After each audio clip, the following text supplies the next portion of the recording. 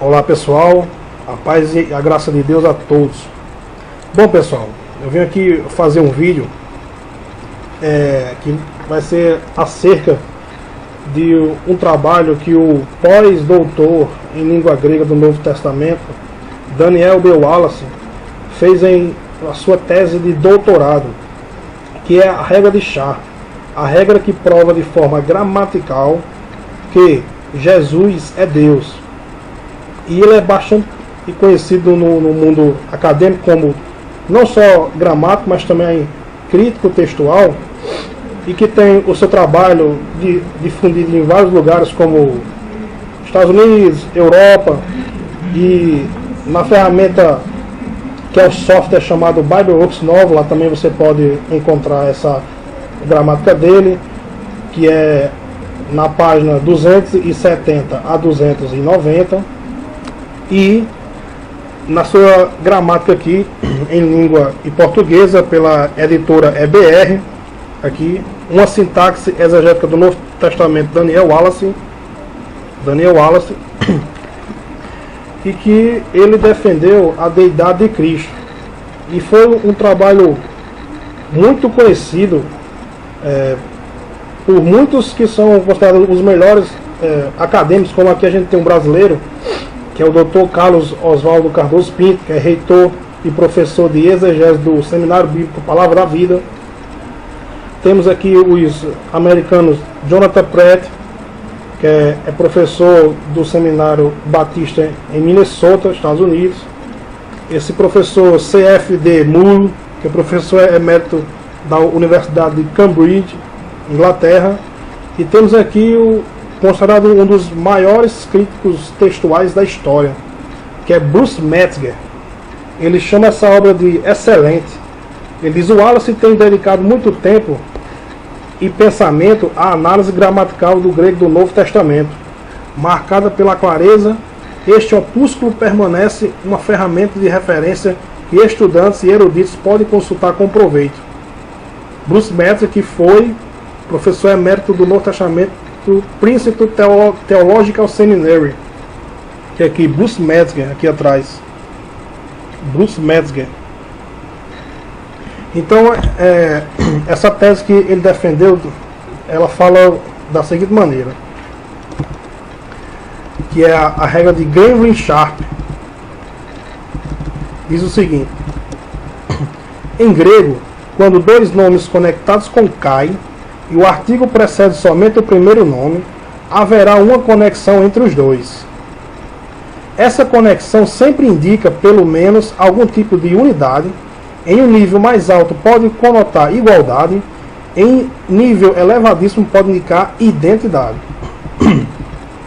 Quando a construção encontra três exigências específicas, então dois nomes sempre se referem à mesma pessoa. Quando a construção não encontrar esses requerimentos, os nomes podem ou não referir-se à mesma pessoa ou objetos.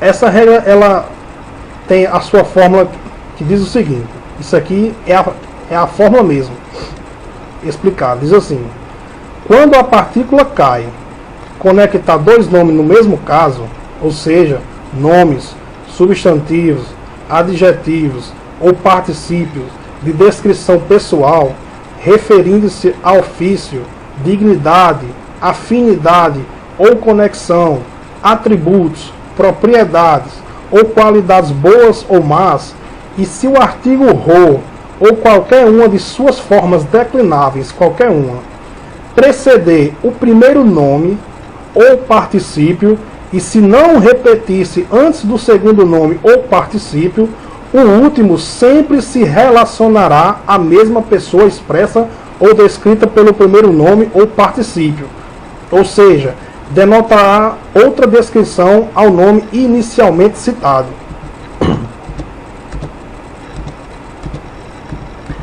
Textos de significâncias cristológicas. Aí tem aqui, ele coloca, né, como exemplo na sua gramática sempre, ela vem com vários versículos explicados. Aí diz o seguinte: Tu megalu teu cais soteros remu Iesu Cristo, do grande Deus e Salvador nosso Jesus Cristo. Então, diz aqui, quando a partícula cai, conectar dois nomes, aqui está, a partícula cai, e aqui estão os dois substantivos. E se o artigo rho, ou qualquer uma de suas formas declináveis, preceder o primeiro nome ou particípio, está aqui o artigo, e não se repetir no segundo nome ou particípio, ou seja, o artigo está aqui precedendo o primeiro substantivo. Só que no segundo substantivo não há artigo. Então essa regra, ela diz que quando não houver essa repetição de artigo e que houver essa partícula cai fazendo essa ligação, então sempre estará falando da mesma pessoa. Por isso que diz aqui, do grande Deus e Salvador nosso, Jesus Cristo. Aí tem outros exemplos aqui também, que é segundo Pedro 1:1, que também é a mesma, a construção, do mesmo jeito, substantivo, a conjunção aqui, e o artigo em outra forma declinada. Tem mais versos aqui, João 20, versículo 17, 2 Coríntios 1:3, 1 Tessalonicenses 3:2, Hebreu 2:12, Apocalipse 1:9. Bom, pessoal, eu fiz só um resumo rápido só para explicar como essa regra ela funciona. Então vamos aqui só para a gente rever de novo. Como ela fica mais... Deixa eu ver aqui.